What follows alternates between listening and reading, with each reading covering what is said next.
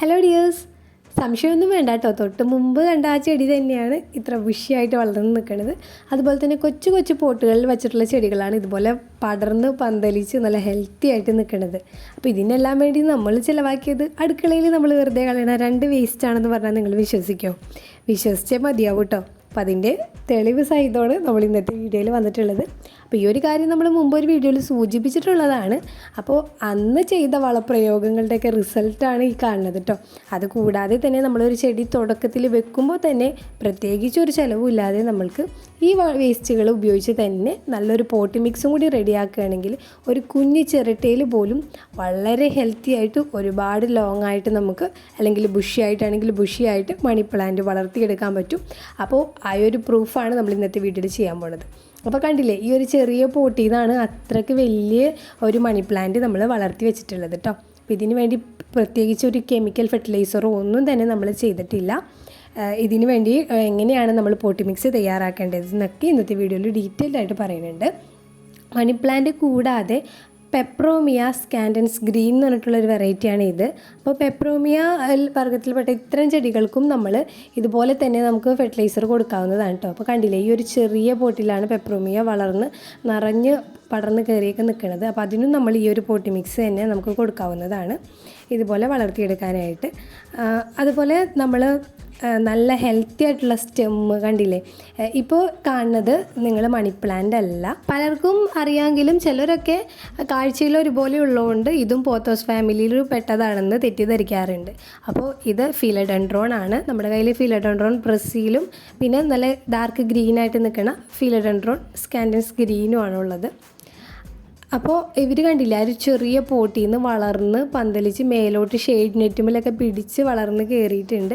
അപ്പോൾ ഇവർക്കും നമ്മൾ പ്രത്യേകിച്ച് വേറെ കെമിക്കൽ ഫെർട്ടിലൈസേഴ്സ് ഒന്നും കൊടുക്കണില്ല. പക്ഷെ നോക്കി, നല്ല ഹെൽത്തി ആയിട്ട് തന്നെ അതിൻ്റെ സ്റ്റെമ്മൊക്കെ നല്ല വണ്ണത്തിൽ തന്നെ വളർന്ന് കയറി പോയേക്കാൻ കണ്ടില്ലേ. അപ്പോൾ നേരത്തെ കണ്ടപ്പോൾ തന്നെ ഒരു കുഞ്ഞു പോട്ടിലാണ് ഇവരെ നമ്മൾ വെച്ചിട്ടുള്ളത്. ഇത്രയ്ക്കൊക്കെ പറയണോ, നീട്ടി വലിക്കാതെ കാര്യം അങ്ങോട്ട് പറഞ്ഞാൽ പോരെയെന്ന് ചിലർക്കെങ്കിലും തോന്നലുണ്ടാവും അല്ലേ. വേറെ ഒന്നും കൊണ്ടല്ല കേട്ടോ, നമ്മൾ പറയുന്ന കാര്യങ്ങൾക്ക് വ്യക്തമായ പ്രൂഫ് കാണിച്ചു തരുന്നതാണ്. അപ്പോൾ ഇനി കൂടുതൽ വലിച്ചു നീട്ടണില്ല, നമുക്ക് നേരെ കാര്യത്തിലേക്ക് കിടക്കാം. അപ്പോൾ ആദ്യം തന്നെ നമുക്ക് പോട്ടി മിക്സിനെ കുറിച്ച് നോക്കാം. ഈ ഒരു പോട്ടിൻ്റെ കാര്യം എടുക്കുകയാണെങ്കിൽ നിങ്ങൾക്ക് ശ്രദ്ധിച്ചു നോക്കിയാൽ കാണാവുന്നതാണ്. ഈ കാണുന്ന പോട്ട് എന്ന് പറയുന്നത് പുറമേ കാണുന്ന ആ ഒരു വൈറ്റ് പോട്ടല്ലാതെ ഉള്ളിലൊരു ഇന്നർ പോട്ടുണ്ട്. അതിനേക്കാൾ തീരെ ചെറിയൊരു ബ്ലാക്ക് പോട്ടിലാണ് ഈ ഒരു പോത്തോസ് ഇരിക്കുന്നത്. അപ്പോൾ ഇതിൽ സ്പ്രേ ചെയ്യണത് എന്താണെന്നൊക്കെ മുമ്പത്തുള്ള വീഡിയോയിൽ പറഞ്ഞിട്ടുണ്ട്. ഇനി അത് വീണ്ടും അറിയാത്തവരുണ്ടെങ്കിൽ അവസാനം പറയാം കേട്ടോ. അപ്പോൾ ഈ ഒരു പോട്ടിനെയാണ് നമ്മൾ ബുഷിയാക്കി വളർത്തിയിട്ടുള്ളത്. മണി പ്ലാന്റ് എപ്പോഴും നല്ലൊരു ഗ്രോത്ത് കാണിക്കണമെന്നുണ്ടെങ്കിൽ നമ്മൾ അതിൻ്റെ വാട്ടറിങ് ശ്രദ്ധിച്ചേ മതിയാവും കേട്ടോ. അപ്പോൾ ഇതിൻ്റെ ടോപ്പ് സോയിൽ ജസ്റ്റ് ഒന്ന് ഡ്രൈ ആയപ്പോഴും നമ്മൾ വെള്ളം ഒഴിക്കേണ്ട ആവശ്യമില്ല. വിരലൊക്കെ ഒന്ന് നന്നായിട്ട് താഴ്ത്തി നോക്കുക, എന്നിട്ട് നനവില്ലെങ്കിൽ മാത്രം അതിന് വെള്ളം കൊടുക്കേണ്ട ആവശ്യമുള്ളൂ. അപ്പോൾ എന്തായാലും അതിൻ്റെ പോട്ടി മിക്സും ആ രീതിയിൽ തന്നെ വെള്ളം കെട്ടിക്കിടക്കാത്ത രീതിയിലായിരിക്കണ്ടേ. അപ്പോൾ അതിന് വേണ്ടിയാണ് നമ്മൾ ഈ 2 വേസ്റ്റുകളും നമ്മുടെ മണ്ണിൽ ചേർക്കാൻ പോകുന്നത്. അപ്പോൾ ഇങ്ങനെ പോട്ടി മിക്സ് തയ്യാറാക്കിയാൽ 2 ഗുണങ്ങളുണ്ട് ഇതിന് ആവശ്യമായിട്ടുള്ള. അതായത് മെയിനായിട്ട് മണി പ്ലാന്റിൻ്റെ സ്റ്റെമ്മും ലീഫുമാണ് നല്ല ഹെൽത്തി ആയിട്ട് ഇരിക്കേണ്ടത് അല്ലേ. അപ്പോൾ അതിനാവശ്യമായിട്ടുള്ള എല്ലാ മൂലകങ്ങൾ ചെടികൾക്ക് കൊടുക്കുന്നതും അതോടൊപ്പം തന്നെ നമ്മുടെ ഈ ഒരു പോട്ടി മിക്സിനെ വെള്ളം കെട്ടിക്കിടക്കാതിരിക്കാൻ സഹായിക്കുന്നതുമായിട്ടുള്ള 2 വേസ്റ്റുകൾ നമ്മുടെ അടുക്കളയിലുണ്ട്. അത് രണ്ടുമാണ് ഇന്ന് നമ്മൾ പോട്ടി മിക്സിൽ ചേർക്കാൻ പോകുന്നത്. അപ്പോൾ അതുകൂടാതെ നമ്മൾ മണൽ ചേർന്നിട്ടുള്ള മണ്ണായിരിക്കണം. അതായത് കുറച്ച് മേൽമണ്ണ് എടുത്തിട്ട് അതിൽ മണലും കൂടി മിക്സ് ചെയ്തിട്ടായിരിക്കണം നമ്മൾ ഈ ഒരു പോട്ടി മിക്സിന് വേണ്ടി മണ്ണ് എടുക്കേണ്ടത്. അല്ലെങ്കിൽ മണൽ കിട്ടാത്തവരാണെങ്കിൽ കുറച്ച് ചകിരിച്ചോറ് ചേർത്ത് കൊടുക്കാം കേട്ടോ. ഒരുപാട് ആവരുത്, വളരെ കുറച്ച് മാത്രം. ഇനി നമ്മളിതിലേക്ക് ചേർത്ത് കൊടുക്കാൻ പോകുന്നത് നമ്മുടെ വീട്ടിൽ ചായ ഉണ്ടാക്കി കഴിഞ്ഞിട്ടുള്ള ആ ഒരു വേസ്റ്റാണ്. അപ്പോൾ അത് ഒരു അരിപ്പയിലിട്ട് നമ്മൾ കഴുകിയിട്ട് അപ്പോൾ തന്നെ ഒരു പാത്രത്തിലിട്ട് ഇങ്ങനെ സൂക്ഷിച്ച് വെക്കും. പിന്നെ വെയിൽ വരുമ്പോൾ ഇത് നിറയുമ്പോൾ എടുത്ത് ഉണക്കി സൂക്ഷിക്കാറാണ് ചെയ്യാറ്. അപ്പോൾ ഈ തവണ അടുപ്പിച്ച് മഴയൊക്കെ ആയതുകൊണ്ട് നമുക്ക് ഉണക്കാൻ പറ്റിയിട്ടില്ല. അപ്പോൾ അതുകൊണ്ട് നേരിട്ട് ചേർത്ത് കൊടുക്കണം കേട്ടോ.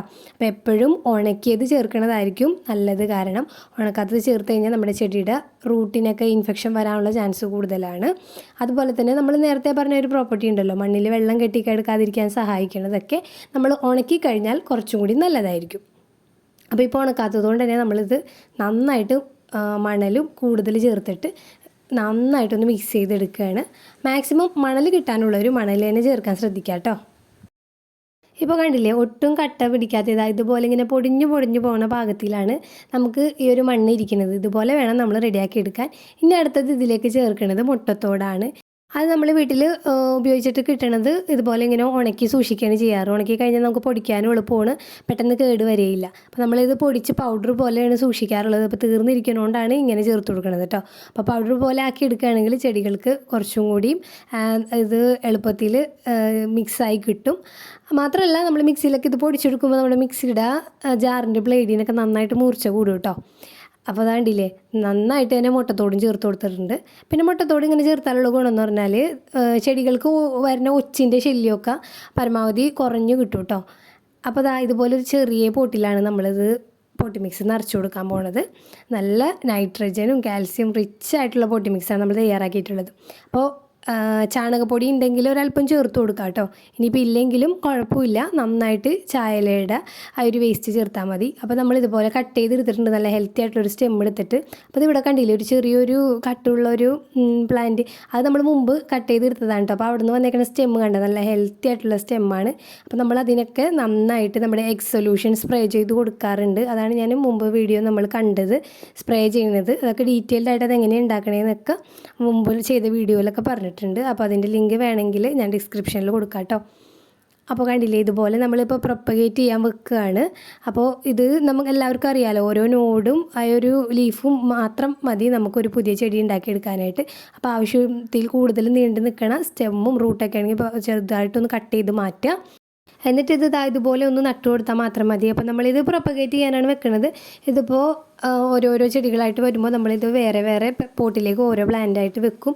ഇനിയിപ്പോൾ നിങ്ങൾക്ക് ഓൾറെഡി പ്രൊപ്പഗേറ്റ് ചെയ്ത് വെച്ചിട്ടുള്ള ഒരു പ്ലാന്റ് ആണെന്നുണ്ടെങ്കിൽ ഇതിലേക്ക് നേരിട്ട് ഓരോ പ്ലാന്റ് നട്ടു കൊടുത്താലും മതി. എന്നിട്ട് നമ്മൾ ഇടയ്ക്കിടയ്ക്കൊന്ന് കട്ട് ചെയ്ത് വിടുകയാണെങ്കിൽ നല്ല ബുഷി ആയിട്ട് വളർത്തിയെടുക്കാൻ പറ്റും. പിന്നെ നമ്മൾ മണി പ്ലാന്റ് ബുഷി ആക്കാനുള്ള ട്രിക്കൊക്കെ വേറെ ഒരു വീഡിയോ ആയിട്ട് ചെയ്തിട്ടുണ്ട്. അപ്പോൾ അതും ഞാൻ ഡിസ്ക്രിപ്ഷനിൽ കൊടുക്കാം. അറിയാത്തവരുണ്ടെങ്കിൽ അതൊക്കെ ഒന്ന് കണ്ടു നോക്കിയാൽ മതി കേട്ടോ. പിന്നെ ആരും നമ്മുടെ പോത്തോസ് ഹെൽത്തി ആവണില്ല അതൊന്നും വിചാരിച്ച് ടെൻഷൻ അടിക്കേണ്ട. കാരണം ഒരു ചിലവുമില്ലാതെ നമ്മൾ പോത്തോസ് വളർത്താനുള്ള ഒരു ഈസി ഫെർട്ടിലൈസറാണ് നമ്മൾ ഇന്നത്തെ വീഡിയോയിൽ ഷെയർ ചെയ്തിട്ടുള്ളത്. അപ്പോൾ അറിയാത്തവരുണ്ടായിരുന്നെങ്കിൽ ഇതുപോലെ ഒന്ന് ട്രൈ ചെയ്ത് നോക്കാം. പിന്നെ പല ലിക്വിഡ് ഫെർട്ടിലൈസേഴ്സും നമുക്ക് വേസ്റ്റിൽ നിന്നൊക്കെ ഉണ്ടാക്കിയെടുക്കാൻ പറ്റും. അതെല്ലാം നമ്മൾ മുമ്പ് ചെയ്തിട്ടുള്ളതാണ്, നിങ്ങൾക്ക് എല്ലാവർക്കും അറിയാവുന്നതാണെന്ന് വിശ്വസിക്കുന്നു കേട്ടോ. അപ്പോൾ അതൊക്കെ ഒന്ന് ട്രൈ ചെയ്ത് നോക്കുക. ഒട്ടും കെമിക്കലില്ലാതെ നമുക്ക് നമ്മുടെ ഗാർഡനിൽ അടിപൊളി ഹെൽത്തി ചെടികൾ വളർത്തിയെടുക്കാവുന്നതാണ്. നിങ്ങളുടെ പോത്തോസിന് വേണ്ടി എന്തൊക്കെയാണ് ഗാർഡനിൽ ചെയ്യാറുള്ളതെന്നും കൂടി താഴെ കമൻറ്റ് ചെയ്യണം കേട്ടോ. അപ്പോൾ ഈ വീഡിയോയെ കുറിച്ചുള്ള അഭിപ്രായങ്ങളൊക്കെ താഴെ കമൻറ്റ് ചെയ്യുക. ഇഷ്ടമായാലും ലൈക്ക് ചെയ്യാൻ മറക്കരുത്. പുതിയൊരു വീഡിയോ ആയിട്ട് കാണാം. അതുവരേക്കും bye bye from Safees home diary.